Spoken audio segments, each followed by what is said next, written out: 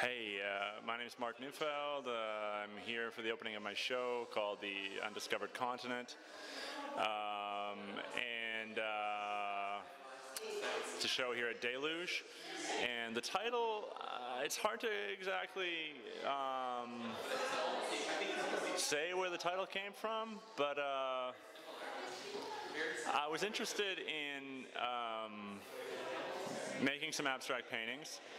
And I was also interested in reflecting on the history of abstraction, although not in a referential way, but rather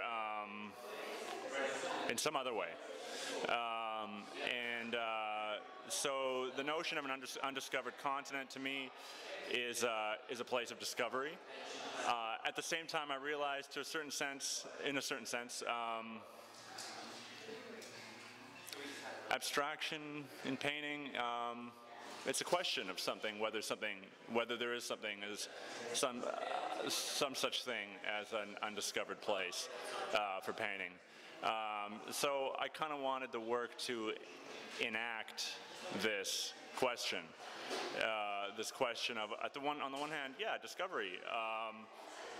The kind of discovery that happens in the studio when you're making work, and you do something, and you see something that you feel you haven't seen before. At the same time, culturally, historically, maybe we've already seen that kind of moment, you know? So there's a bit of a paradox. And if you read there's a short story which functions as an artist statement. And the short story is called The Undiscovered Continent. So even by virtue of being a story, to a certain extent it positions the idea within a kind of fictional space.